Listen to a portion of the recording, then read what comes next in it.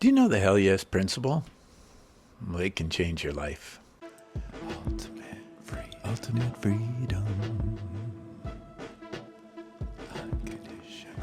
Unconditional love. On today's episode of the Ultimate Freedom Podcast, we're going to talk about the Hell Yes principle, as coined by author Alan Cohen. Alan Cohen, in his book, Why Your Life Sucks and What You Can Do About It, dedicated to Jerry and Esther Hicks and Abraham, he created and coined the Hell Yes principle. And the Hell Yes principle goes like this. If someone says, hey, would you like to go to a movie? And you think, no, you don't go. You think, maybe, you don't go. You think, yes, you don't even go then. It's only when it's hell yes exciting. I want to go to this movie. I want to be in this relationship. I want to go on this trip that we do these things. And when we make our decision from the hell yes place, we go from hell yes to hell yes to hell yes in our life. Now, I want to share some examples of hell yes moments in my life to share how they have blessed me and to get a better idea of the hell yes principle in operation. Now, the first incident and the second incident, I didn't realize were the hell yes principle in action until years later when I found this principle. But the first story goes, earlier incarnation, I met a wonderful woman named Kimiko who became my first wife. And now Kimiko, when we met, we were at university and we were friends, but we were both in different relationships, so there was no real connection. I liked her, she liked me. As my best friend reminds me, at the time, didn't even remember who she was, but he said, well, you know who she is. You really liked her photographs. So this is how we initially met in university, in photography class, and I liked her photographs. Yeah, they were unique, and at the time, we were printing them in dark rooms, and yeah, lots of fun. It was a great time. But what happened was that summer I went to Europe for the first time. It was an incredible trip where I spent so many months in the art capital of the world. Wow, 40% of the world's art is there. And I really enjoyed myself. But when I came back to university, and I'd started in the final year of university with my last paintings, and I had them in my cubicle at the university. And one day I came in and there was a note, and it said, I really love your new paintings. Give me a call, Kimiko.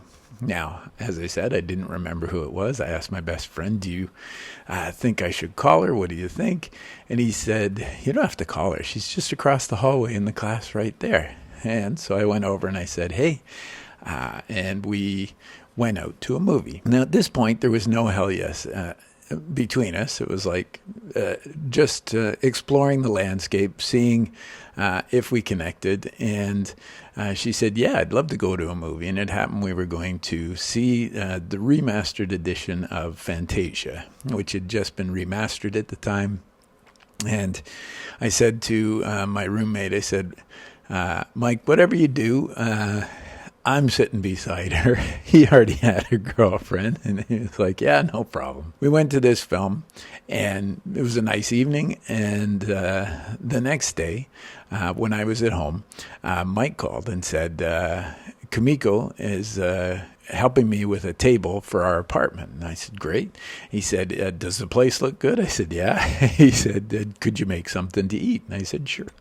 So I put some food together, and I believe it was just spaghetti with tomato sauce, something simple. And she came over, Mike and Kim brought in the table, and now we had a new table, and we were having dinner together. And then Mike excused himself and went to his room, giving Kimiko and I time together to chat and to talk and to see if we connected. And at that time, I had 3 questions I loved to ask people. The first was, what's your favorite song? What's your favorite book? And what's your favorite movie? And of course, I wanted to know what the answers were, but I also wanted to know if Kimiko would ask me the same questions. And that was the reason I asked these questions, to see if people were interested in others more than themselves as well.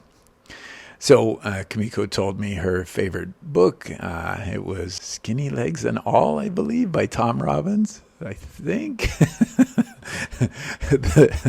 Her favorite song was by Sinead O'Connor. It wasn't Nothing Compares to You, which was a Prince song. My favorite song was by Prince. Sometimes It Snows in April. That was my favorite song at the time. And but we had that connection. And that a Prince song was sung by her favorite artist. And then when it came to the movie and I said, hey, what's your favorite movie? She said, You'll Never Know It. And I said, sure, I watch a lot of movies. Maybe I'll know it. And she said, no, it's a foreign film, a French film. I doubt you'll know it. I said, no, please give it a try. And I had to cajole her to finally tell me this film. Well, when she did, Mike ran out. He was in his room eavesdropping, and of course he ran out and he said, no effing way, because it was my favorite movie. And in that moment, it was hell yes. I knew that there was more here than meets the eye.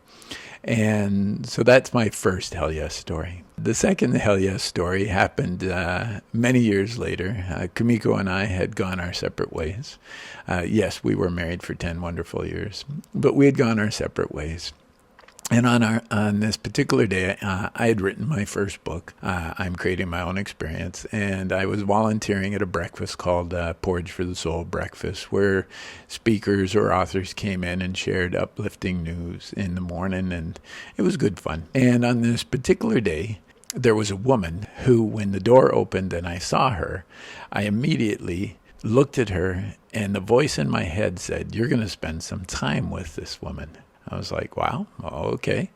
And so I went up and we had some little chit chat. And then I had a very clear message to say to this woman that I loved her. And I was like, well, okay. And I said, well, hey, if nobody's told you yet today, I just want to say that I love you. After that breakfast event, made a plan to go on a date the next day.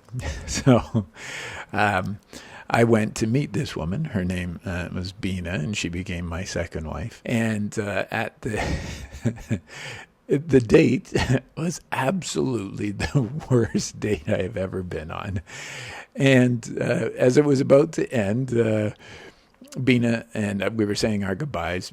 Bina said, wait, before you go, I have to tell you that I tried to make this the worst date possible. And I was like, oh, okay, that's interesting.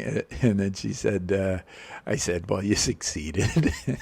And then she said, because I'm afraid of how I feel about you. And ever since I met you, there were some other things that were important that she had to share with me. And with her vulnerability, I knew it was hell yes. Even when my best friends were saying, are you sure about this? Because she had 2 young sons at the time. So that was another experience of hell yes, where it went from a total disaster to, wow, there's something here. Every day of my life, I focus on making choices that follow the hell yes principle. So if it's a no for me, I definitely say no, I'm sorry. If it's a maybe, I say no, thank you. If it's a yes, I say perhaps another time, because it might be a hell yes at another time. But I follow the hell yes principles. I go from hell yes to hell yes to hell yes. And my life unfolds in great ways. So now the third story. My favorite spiritual author is Abraham Hicks, and I've been on many Abraham Hicks cruises. I find it's the most fun way to get to experience the Abraham teachings, as well as hang out with people who are immersed in these teachings. On the first cruise, it was a Caribbean cruise, I had a roommate. And this roommate, on the first day, we hadn't met. I like to randomly roommate match because all of life is an illusion. All of life is a reflection showing me what I believe about life. On the first day we had met, we had some great connection. And then that evening, after the first day, he came in and he said, I've met the woman of my dreams. And I was like, great, I'll be the best man. I'm so excited about this. during the cruise, I continued to see my roommate, but I did not get to see the woman. Then there was what's called the white night. You would wear white to the event, and there were UV lights to make the night a little more spectacular. And on this particular night, as I was dancing, and I saw my roommate walking towards me, and then as he moved out of the way and there was the woman, the voice in my head said, "Hell yes." Now, this brought up a whole bunch of things for me. I have learned a lot about myself through this woman, but the biggest thing that I learned was that life sometimes gives us hell yeses to get us off our butt, to get us to move in the direction of things we love or don't know that we're going to love. And in this particular instance, I thought that the hell yes was that I would be in relationship with this woman. But the hell yes ended up being that, yes, we have a relationship and it's a deep, intimate friendship, but it's not a relationship as in boyfriend-girlfriend. But she inspired me to dance. Susie, a wonderful woman, when I met her, had been salsa dancing for many years. And I had always wanted to dance. I had always walked by the studio and I would think, oh, I'd love to do that. But it just wasn't the right time or the right place. And in this particular instance, life finally said, you're going to learn. You want to learn, because I wanted to learn for her. I thought if we're going to move forward, we're going to be together. I wanted to learn for me, but to be able to be a great dancer.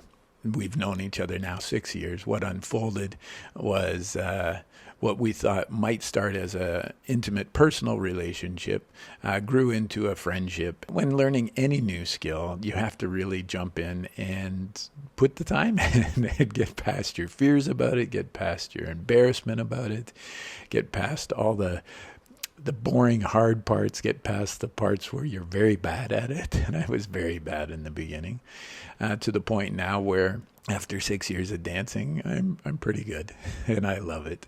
And I've met so many wonderful people who dance now because of it. So the Hell Yes principle in our life connects us with people who will become partners in our life or relationship in our life, or they are the catalyst to get us to do something that will become very important in our life. So yeah, I think that's it for this episode about the Hell Yes principle.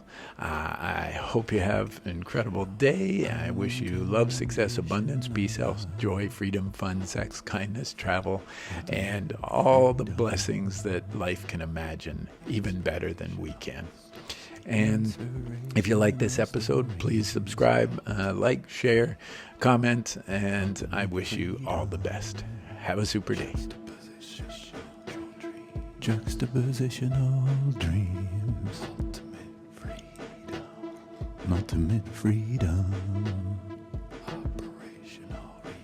Operational realities.